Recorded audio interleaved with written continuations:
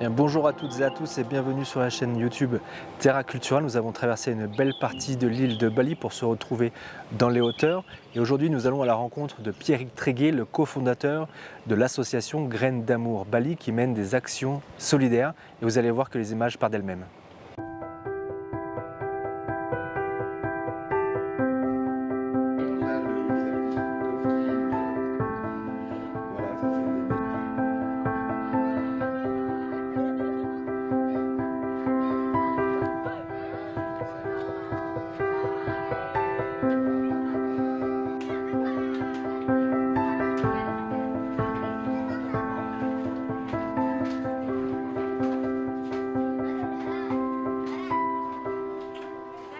Je m'appelle Pierrick, je suis le cofondateur de Graines d'Amour Bali avec Véronique, ma compagne. Donc nous avons créé cette association Graines d'Amour, association de loi 1901, qui permet, j'ouvre la parenthèse, une défiscalisation fiscale, ça peut être toujours utile. Et nous avons créé cette association en 2019 suite au Covid. Donc nous avons collaboré avec une équipe de guides francophones et donc pendant le Covid nous avons distribué de la nourriture dans à peu près 80 villages sur Bali. Après, l'activité heureusement a repris au niveau de nos amis guides francophones et donc nous avons continué malgré tout nos actions et nos actions actuellement se déroulent dans le nord de Bali à côté de Lovina dans le village de Kayuputi. Donc ce village de Kayuputi, nous avons rencontré Ketutwenten avec qui nous collaborons, je dis bien nous ne travaillons pas, nous collaborons avec lui et nous demandons à Ketutwenten quels sont les besoins de sa communauté. Donc nous avons plusieurs axes au niveau de sa communauté. Donc le premier axe, c'était d'aider au quotidien. Donc nous avons acheté du riz, nous avons acheté de la nourriture, nous avons acheté plusieurs choses, donc des aides à droite à gauche. Et après nous sommes concentrés plus sur des actions vraiment spécifiques. Donc actuellement nous sommes en train de construire des maisons. Donc nous en sommes à la 10e maison. Donc nous avons trouvé des généreux donateurs qui nous financent des maisons. Pour savoir une maison, ça coûte entre 2500 et 3000 euros. Donc nous en sommes actuellement à la 10e maison. Donc ça, c'est super parce que ce qu'on offre, en fin de compte, on reçoit beaucoup plus de ce qu'on offre. Et ça, faut le vivre pour le comprendre. C'est vrai que c'est indéfinissable. Deuxième axe un peu de nos actions, c'est le parrainage des enfants. Beaucoup d'enfants n'ont pas les moyens ou sont très gênés pour aller à l'école. Donc nous avons permis à des enfants d'aller au lycée, parce qu'il faut savoir qu'au niveau école, c'est gratuit jusqu'à un certain moment, puis après, dès qu'il faut rentrer au lycée, faut payer. Donc nous avons mis en place un parrainage, et actuellement, nous avons 12 enfants qui sont parrainés, et c'est vraiment un truc super. Après, nous avons des actions sur l'eau aussi, nous avons acheté des filtres à eau, nous avons acheté des tanks à eau, parce que là, ici, l'absence d'eau pendant la saison sèche est vraiment énorme. Nous achetons les fournitures scolaires. Donc voilà, nous menons beaucoup d'actions grâce à la générosité de nos donateurs. Et donc là, on vous remercie tous si vous pouvez donner un petit geste. Et je pense que vous pouvez aller sur notre site internet, vous pouvez aller sur notre page Facebook, vous pouvez aller sur notre page Instagram. Vous trouverez toutes nos coordonnées. On vous remercie, on vous aime.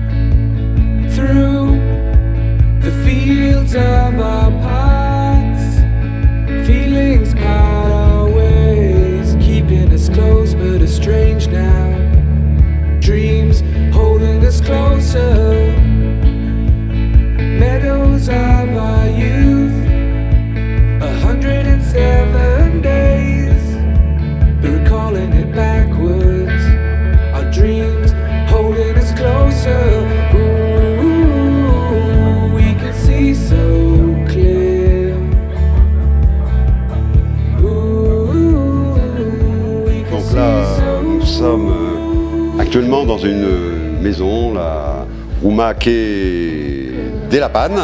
Voilà, la 8e maison que Graines d'Amour a réalisée pour le compte de personnes qui sont vraiment démunies.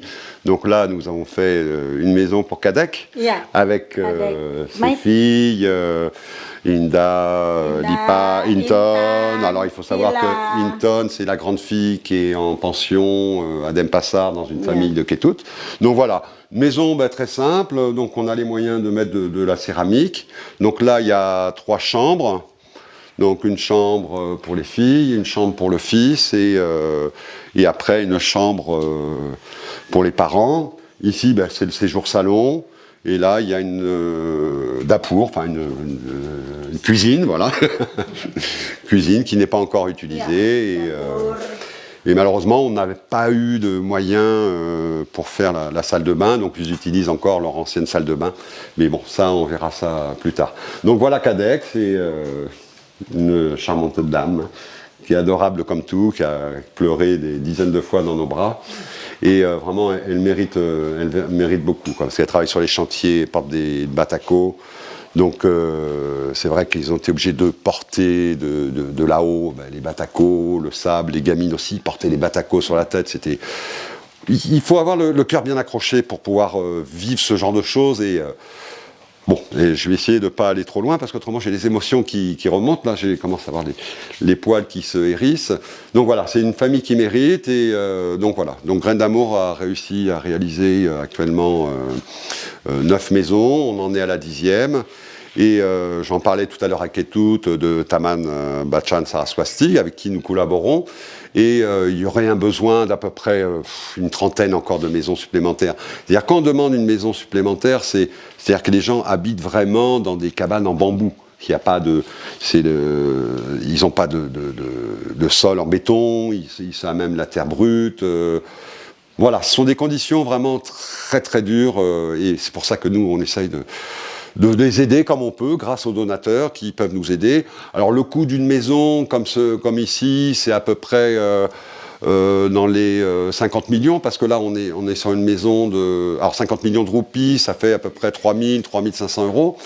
Là on est sur une maison 3 chambres, parce que c'est une grande famille, hein, Kadek Berapa Anak-Anak Ada. C'est Empat Anak-Anak. Anak-Anak. Et di sini, Tiga Anak-Anak. Donc, elle a 4 enfants encore à charge, et il y en a 3 qui vivent là. Donc, comme j'ai expliqué tout à l'heure, il y en a une autre qui est en pension à Denpasar, chez un ami à Ketut. Donc, le besoin, en général, c'est 2 chambres, le séjour qui est ouvert comme ça, une petite dapour. Donc là, on va tourner aux alentours de 30 à 40 millions, donc ça fait entre 2500 et 2700 euros pour construire une maison, pour leur offrir un toit en dur, voilà, un faux plafond, parce qu'il ne faut pas oublier il y a des chaleurs, donc si on ne fait pas de faux plafond, c'est clair que ça douille. Et en plus, donc on achète si on a suffisamment d'argent, on achète aussi les fournitures. Bon, là actuellement c'est les anciennes fournitures, les anciennes fournitures, on appelle ça les meubles. Donc c'est prévu dans le budget, là on a l'argent, donc on va acheter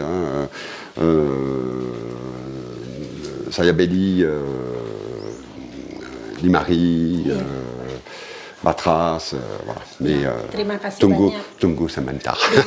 Donc j'ai dit qu'on allait acheter les matelas, les armoires, et puis après, donc voilà. Mais on attend un petit peu que ça soit vraiment fini. Donc voilà, Kadek, c'est Terima vraiment, kasih, merci Perik semuanya. Pamir, terima kasih, merci. Oui, alors la particularité de cette maison, donc, c'est l'accès. C'est l'accès parce que cette maison est enclavée par des maisons de boulets. Enfin, de boulets, effectivement, c'est une double connotation. Boulet, ça veut dire étranger en indonésien. Donc là, ici, le haut, vous avez une maison avec une piscine à débordement. Là, ici, vous avez une autre grande maison qu'on aperçoit là. Donc forcément, ils ont mis des palissades pour pas qu'on les voie. Et surtout, il ne faut pas oublier qu'ils sont obligés, les enfants, tous les matins, de faire tout le tour pour aller à l'école. Ils vont à pied à l'école, ça met 20 minutes pour aller à l'école. Ok, ça descend à l'allée, ça remonte au retour. Et pareil pour la construction, Kadek est obligé de mettre tous les matériaux, les fenêtres, les parpaings, le sable. Il y avait du sable, tout ça sur les épaules, sur la tête. Mais c'est un truc, on n'est même pas capable. Moi, j'ai essayé de monter, de faire venir un parpaing de là-haut jusqu'ici. J'étais crevé, quoi. J'ai dit, comment on a fait Berapa Batako, Untuk Dissini Bagnac. Donc voilà, on peut pas les compter, quoi. C'était, voilà, la maison, c'est, voilà, comment, voilà, c'est toute une maison comme ça, tous les matériaux ramenés à la main, quoi. C'est impressionnant, quoi.